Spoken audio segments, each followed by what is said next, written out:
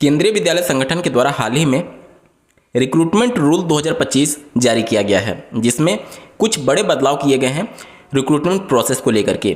साथ ही साथ उसमें कितने पोस्ट हैं उसके बारे में भी जिक्र किया गया है। सवाल ये उठ रहा था अभ्यर्थियों के मन में कि क्या जो पोस्ट उसमें बताए गए हैं रिक्रूटमेंट रूल में, उतने पोस्ट पर रिक्रूटमेंट प्रोसेस स्टार्ट किया जाएगा।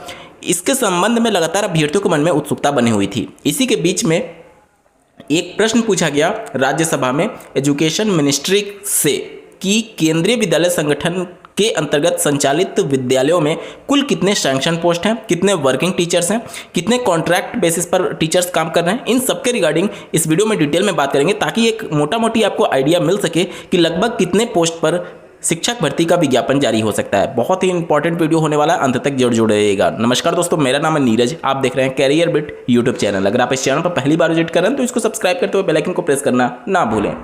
स्क्रीन पर आप देख पा रहे होंगे government of India, ministry of education, department of school education and literacy. Rajya Sabha में ये जवाब दिया गया है। बेसिकली प्रश्न ये पूछा गया था श्री रामजी लाल सुमन के द्वारा।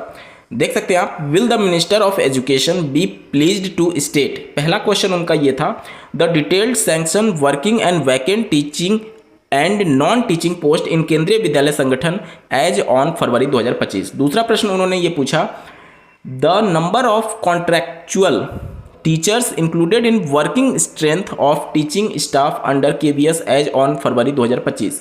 तीसरा प्रश्न उनके द्वारा ये पूछा गया था, the details of appointment of permanent teaching and non teaching staff under KVS from 2021-2022 to February 2025 separately year wise and.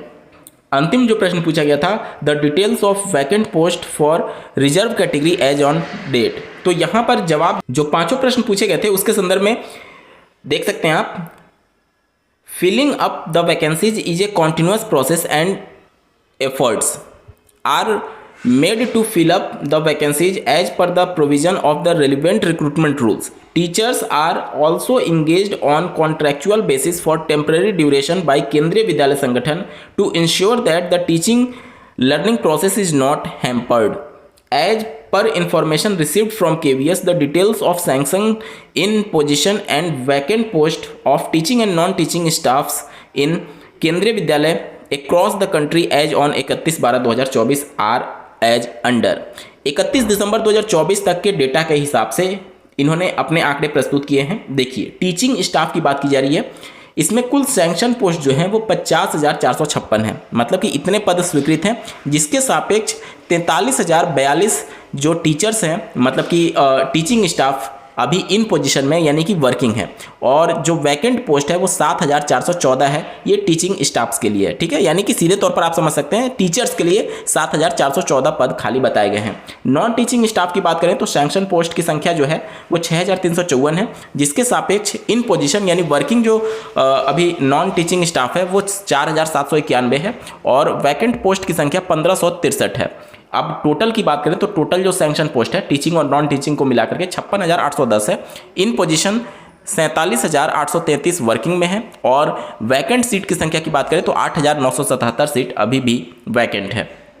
तो उम्मीदें हैं वर्ष 2025 में ही केंद्रीय विद्यालय संगठन के द्वारा टीचिंग और नॉन टीचिंग स्टाफ के लिए पद विज्ञापित किए जा सकते हैं। ठीक है, क्योंकि रिक्रूटमेंट रूल की वजह से सारे प्रोसेस रुके हुए थे। केवीएस और एनवीएस दोनों ने अपने रिवाइज्ड रिक्रूटमेंट रूल्स को जारी कर दिया है, तो आप सभी लग जाइए, अच्छे खासे पोस्ट आने वाले हैं। चलिए बढ़ते हैं अगली खबर की तरफ। दिल्ली राज्य सरकार के अंतर्गत जो टीचर्स की रिक्रूटमेंट होती है वो DSSB आयोग करता है। अब आयोग के द्वारा लगभग 9,000 शिक्षकों की भर्ती जल्द प्रारंभ होने की बात निकल करके सामने आ रही है। आप स्क्रीन पर देख पा रहे होंगे, राजधानी के सरकारी स्कूलों में 9,000 से अधिक शिक्षक पद के लिए भर्ती प्रक्रिया जल्द शुरू हो सकती है। यह भर्ती स्थायी शिक्षकों के पद के लिए होगी। शिक्षा निदेशालय इस पर मसौदा तैयार करने में जुटा हुआ है। दिल्ली अधीनस्थ सेवा चयन बोर्ड, जिसे आप DSSB के नाम से जानते हैं, की ओर से आयोजित परीक्षा के तहत भर्ती की जाएगी। भर्ती प्रक्रिया इस शैक्षणिक सत्र से शुरू होने के आसार हैं। जानकारी के मुताबिक मौजूदा समय में सरकारी स्कूलों में 70,000 से अधिक पद हैं। करीब 66,000 शिक्षक कार्यरत हैं। 12,000 के लगभग शिक्षक अस्थायी हैं। शिक्षा विभाग में ऑडिट रिपोर्ट आने के बाद भर्ती का फैसला लिया है। उधर तत्कालीन आम आदमी पार्टी की सरकार ने सरकारी स्कूलों को शिक्षा मॉडल के रूप में प्रस्तुत किया था, लेकिन शिक्षकों की कमी के बीच छात्रों के भविष्य को संवारा जा रहा था।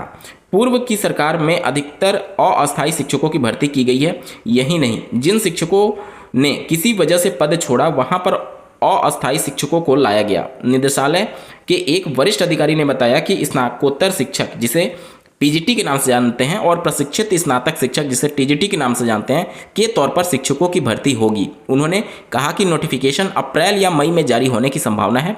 वहीं राजकीय विद्यालय शिक्षक संघ महासचिव ने आरोप लगाते हुए कहा कि पूर्व की सरकार ने सरकारी स्कूलों में शिक्षा व्यवस्था में क्रांतिकारी परिवर्तन के बड़े बड़े दावे किए हैं, जबकि जमीनी स्तर पर कुछ नहीं था।